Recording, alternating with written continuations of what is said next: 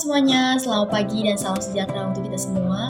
Perkenalkan, saya Siti Maria Putri Setia dengan NIM 2423762119 dan di sini saya akan mempresentasikan materi terkait tentang akuntansi kewajiban lancar.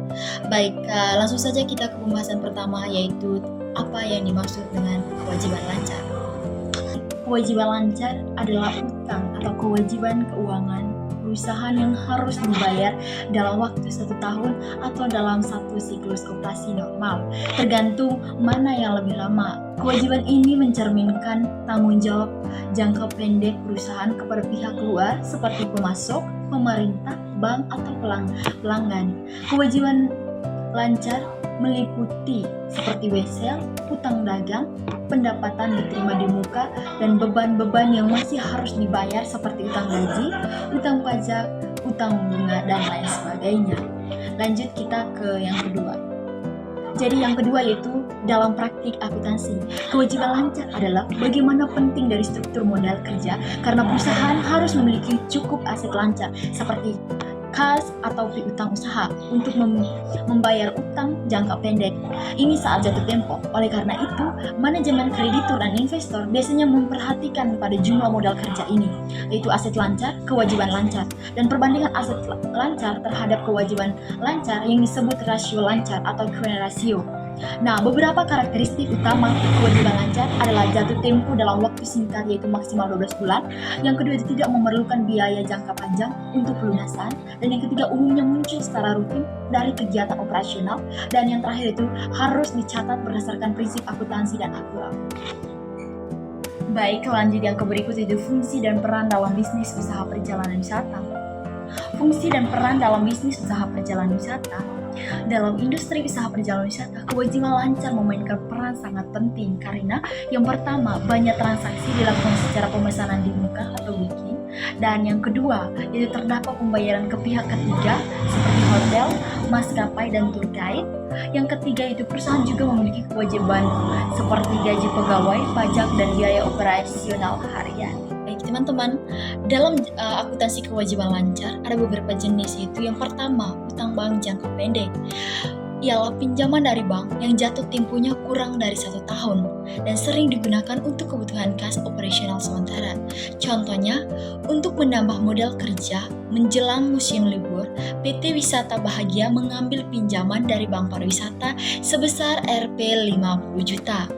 Jangka waktunya 6 bulan. Dan kita buatkan dalam jurnal akuntansi. Kasnya yaitu 50 juta itu di debit dan utang bank jangka pendeknya sebesar 50 juta itu di kredit.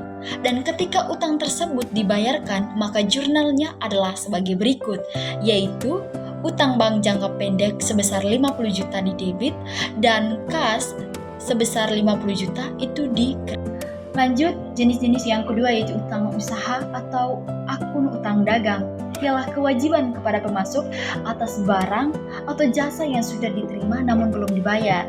Nah, contohnya yaitu PT Wisata Bahagia memesan kamar hotel untuk tamu grup wisata di Hotel Flores Inn dengan total biaya Rp 10 juta.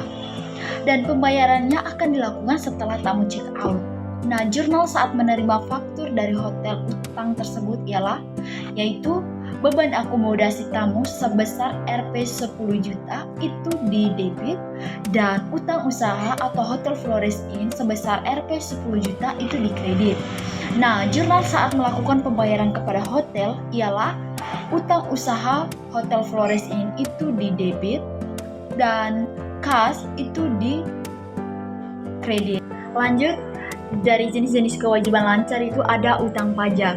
Nah, utang pajak ialah kewajiban membayar pajak yang sudah terutang namun belum disetorkan ke negara seperti PPh pasal 21 potongan penghasilan karyawan, yang kedua itu PPN atau jika berlaku, yang ketiga itu PPh pasal 23 jika menggunakan jasa pihak lain.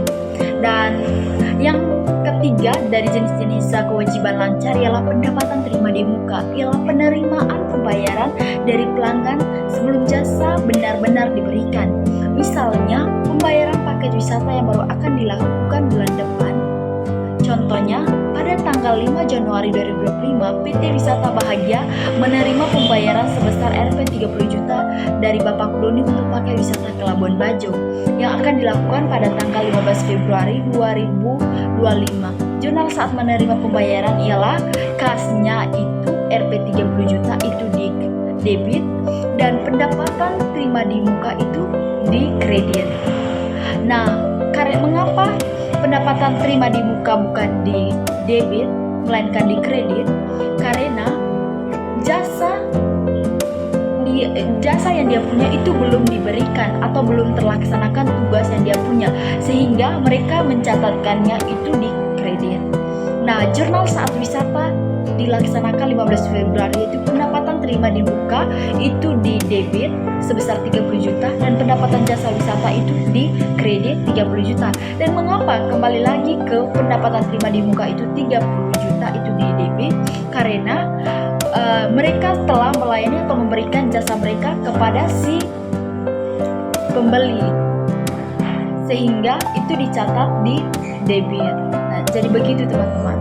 Lanjut kita ke jenis-jenis kewajiban lancar, yaitu beban yang masih harus dibayar atau extra expense. Ialah biaya yang sudah terjadi tapi belum dibayar pada akhir periode. Misalnya gaji atau listrik bulanan berjalan yang belum dibayar.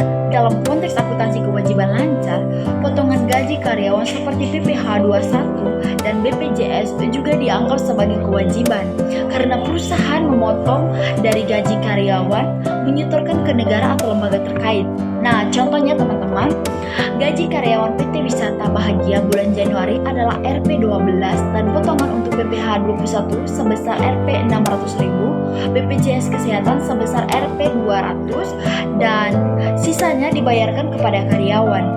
Jurnal saat pencatatan beban dan potongan ialah yaitu beban gaji Rp12 juta dalam laporan keuangan. Dalam laporan keuangan, kewajiban lancar disajikan dalam bagian liabilitas yang terpendek di neraca. Penyajian dilakukan secara berurutan berdasarkan likuiditas atau tanggal jatuh tempo dengan formatnya yang di atas ini. Oke, baik teman-teman, jadi itu penjelasan terkait tentang materi akuntansi kewajiban lancar, dan saya ingin memberikan contoh terkait materi yang telah kita pelajari.